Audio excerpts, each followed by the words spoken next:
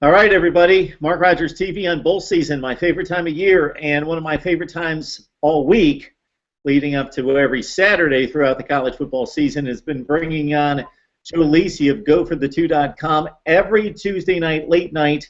He joins us to knock out the top 25 college football games, give us his insight, his predictions, and now we get it cranked up, Joe, for bowl season. So before we hit the big boys in the Power 5, plenty of nice little matchups that first week of play before we get to Christmas time, Joe. So let's start them off with the New Orleans Bowl. And this is the fourth consecutive year we've got Louisiana-Lafayette this season, an 8-4 football team after three consecutive wins in their own backyard, taking on a Nevada team that comes in at 7-5. Terrence Broadway having a great season for Lafayette. They love to run the ball. Really, both teams love to run the football. Lafayette averaging 230 yards rushing per game. So what do you see happening in this one? Well, Louisiana-Lafayette, Mark, has won the last three New Orleans Bowls by an average margin of victory of 4 points per game. Very close matchups. You look at this Nevada team led by quarterback Cody Fajardo, battle-tested. They played 7 bowl teams on their schedule. Very solid on the defensive side of the ball and opportunistic. Plus 11 in turnover margin on overall, and more importantly, they've done it on the road with a plus 10 turnover margin. I like Nevada in this matchup to stretch the secondary of Louisiana-Lafayette. It's an early start, an 11 a.m. start, but still, I think Cody Fajardo and Nevada, battle-tested, superior offensive defensive lines. I think they strike the upset in the New Orleans Bowl to kick off the 2014-2015 bowl season. Yeah, both quarterbacks love to run the football. Fajardo, you mentioned, at 997 yards rushing, 13 touchdowns, threw for 2,400 yards, so he can do it both through the air and on the ground. And the Wolfpack coming off a 408 rushing yard game against UNLV to close out the regular season. Now we've got Utah State. The Aggies have become a postseason fixture under Matt Wells, and before that, Gary Anderson. They finish up the season at 9-4, coming off a disappointing effort against Boise State, as you well know, Joe, 50-19, as they were vying to get to the Mountain West Conference Championship game. UTEP, one of the big turnarounds in college football, at 7-5, seeking their first bowl win in 47 years. It's the New Mexico Bowl on December 20th, this Saturday, with Utah State, the Aggies, at 9-4, and UTEP at 7-5. Well, this game to me comes down to the defense for Utah State. Very solid in run support, Mark, only giving up about 129 rushing yards per game, but they have the fourth best sack difference in the country. They have 47 sacks on the year, fourth overall, very solid on the defensive side of the ball. You look at UTEP, their MO is to rush the football. They have the 34th best rushing offense in the country, but you look at their 7 victories on the year, Mark. They've come against opponents with a combined record of 29-55. Utah State, after the loss of quarterback Chucky Keaton in the early part of the season, they're on their 4th-string quarterback, but I don't think it matters. They win this game defensively. I like Utah State in this matchup to dominate UTEP in this game. Yeah, Utah State has just built up a wealth of recruits over the past few years. It's a much more established program. They're coming off 2 very impressive bowl showings, defeating Northern Illinois, which was a top 25 team last year. And then 2 years ago, they blew out Toledo in the Idaho Potato Bowl. Mountain West Conference Defensive Player of the Year, Zach Vigil, coming off 19.5 tackles for loss this season, going up against UTEP's main ball carrier, Aaron Jones, at 1,200 yards rushing in that one. Well, we've got our first top 25 team, according to the College Football Playoff Committee's rankings, playing in the Las Vegas Bowl, coming up with the Pac-12 getting into action. Utah, number 22 in the land, 8-4, getting back into postseason play for the first time in 3 years under Kyle Whittingham. 10-1 in bowl games since 1999. We saw what the Utes did against superior competition like Oregon for 3 quarters, like UCLA in defeating the Bruins. 5-4 in a very stacked Pac-12, taking on Colorado State. We know the situation with Jim McElwain moving on to Florida. The Rams having a tremendous year at 10-2 with Garrett Grayson and company on offense. So stack up the Rams and the Utes for us.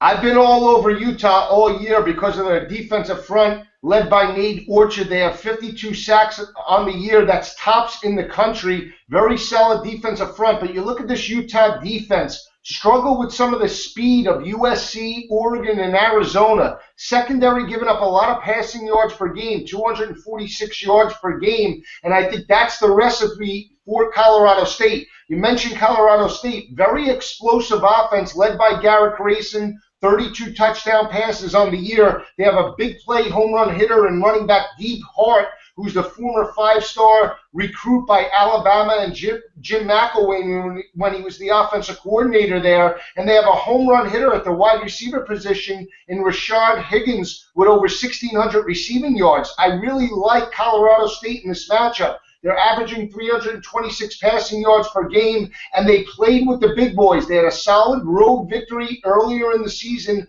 in Chestnut Hill against a very physical offensive line in Boston College. I like Colorado State in this matchup from a speed perspective to challenge Utah, and I think they stretch the Utah secondary and get the upset in the Las Vegas Bowl. I really feel strongly about this game. Yeah, Grayson, actually the Mountain West Conference Offensive Player of the Year, as you well know, 32 touchdowns, 6 interceptions, second in the nation in passer rating behind the guy we've heard of that won the Heisman Trophy last Saturday, Marcus Mariota. And, yeah, the Utes pass defense are one of the best in college football, number one in the Pac-12 in sacks, led the nation in sacks, actually, with 52. Should be a good one there. We've seen this matchup the past few years with the New Mexico or the Las Vegas Bowl matching a lower echelon Pac-12 team against a top-ranked Mountain West team, and it didn't work out too well for Fresno State against USC last year. We'll see what happens coming up this Saturday. Another stacked schedule on Saturday, Joe, as we go through it with two teams that have really turned it around this year. Air Force, a mainstay in postseason play, of course, under head coach Troy Calhoun. We've had him on many times here on MarkRogersTV.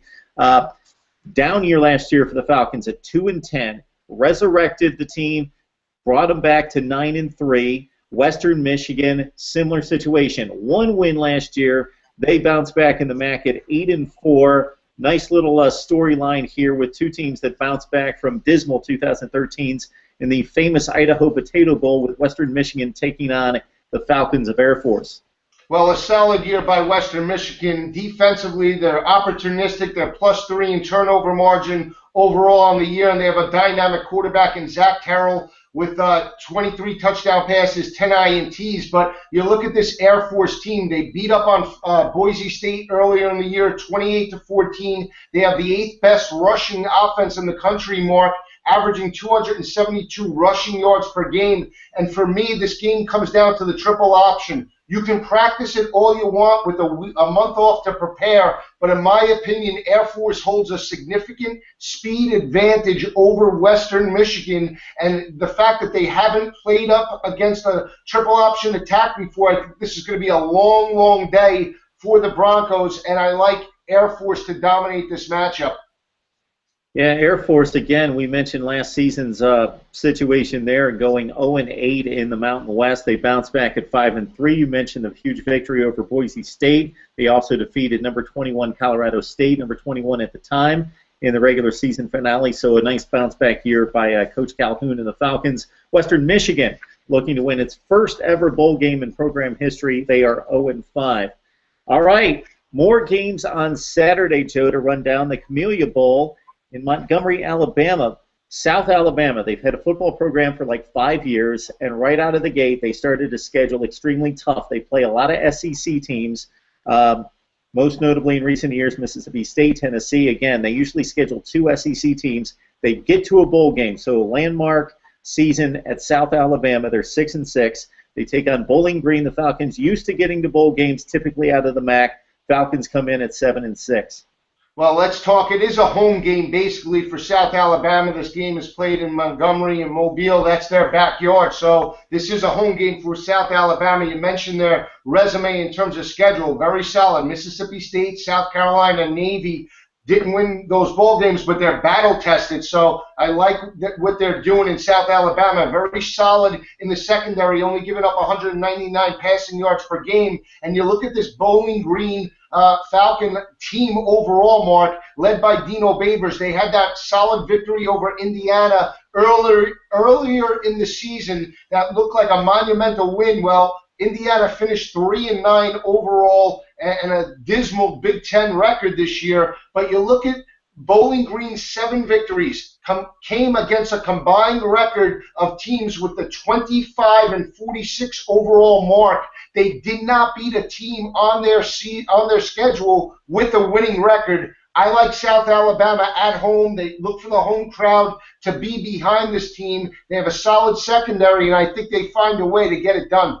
Yeah, they put some points up against South Carolina the next to the last game of the season, and against South Alabama scheduling SEC teams, and not getting blown out in most of those games in the past couple seasons under Coach Joey Jones, who we, again, have had on a couple times here on Mark Rogers TV.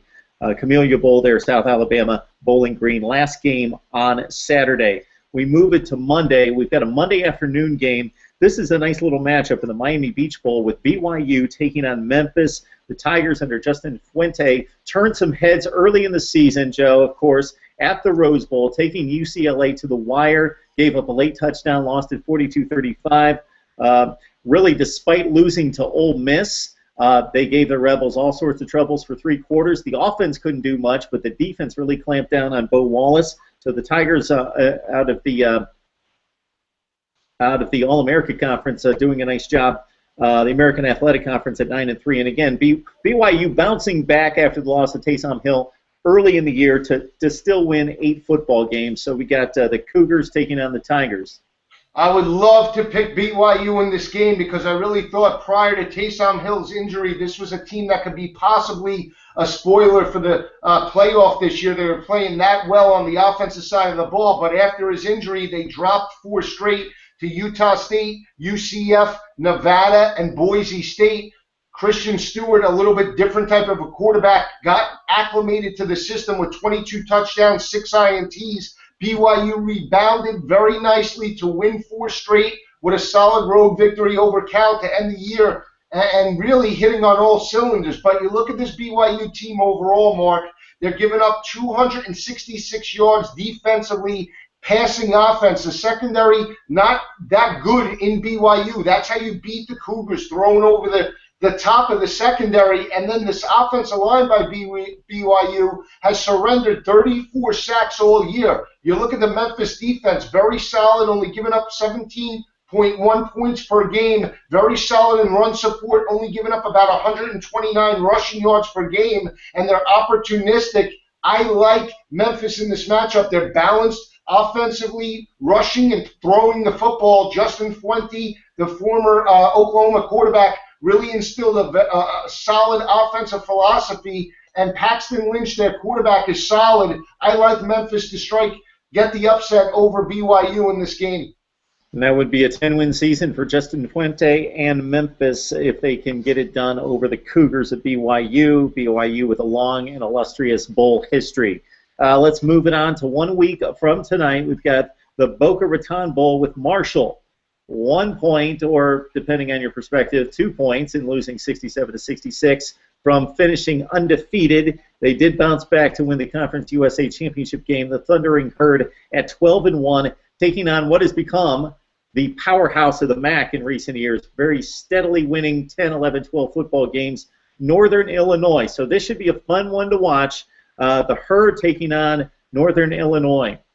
Well, I think Marshall gets the victory, but I think it's a lot closer than people think. Keep in mind, Rakeem Cato is from the Miami area. He set a bunch of records in high school. He's going back home, wants to finish out strong to go into the NFL draft this year. Look for Rakeem Cato to bounce back, only completing about 58% of his passes. A key note, though, is their big play running back Johnson with over 1,500 rushing yards on the year, Mark. He's got a shoulder injury, so he's listed as questionable for this matchup. So you have to keep an eye out for the Thundering Herd for his injury heading up into this game on Tuesday night. But you look at Northern Illinois, solid in running the football, averaging over 200 rushing yards per game, and they're opportunistic, plus 12 in turnover margin. I like Northern Illinois to keep it close as long as they can rush the football. Look for Stingley to get some carries. This defense is solid on the defensive front. I think they have the horses to keep it very close,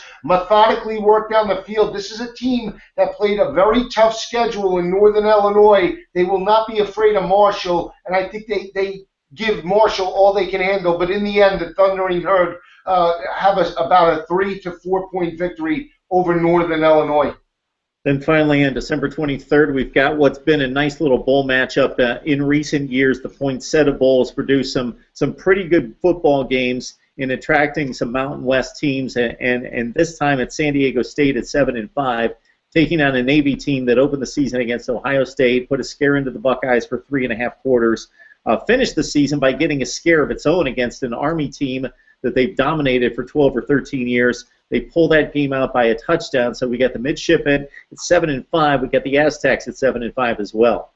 Very interesting matchup. Should be a big crowd for this game. San Diego State, this is their home stadium, so they're very familiar with the landscape. But when you look at Navy overall, giving up 199 rushing yards per game, San Diego State with a very heavy offensive line, averaging 218 rushing yards per game. They have a home run hitter in Donnell Pumphrey, 1,755 rushing yards, 19 touchdowns on the year. And more importantly, Mark, San Diego State's familiar with the triple option. They beat up on Air Force 30-14 earlier in the year. Defensive-minded head coach in Rocky Long. I think they have a solid defensive front, only giving up about 145 rushing yards per game. Look for them to contain Keenan Reynolds, and I think San Diego State gets a convincing victory over Navy this coming Tuesday. All right, Joe, that's 8 down. That's 31 to go during postseason play with, of course, the main focus being the college football semifinals on New Year's night with Ohio State, Alabama, and Oregon taking on Florida State. That's Joe Lisi of GoForThe2.com. Every Tuesday night this season, joined us to knock out college football previews and analysis and predictions. Joe, we appreciate the time always, man. This is the best time of the year, Mark. It doesn't get better than this. Love talking college football with you.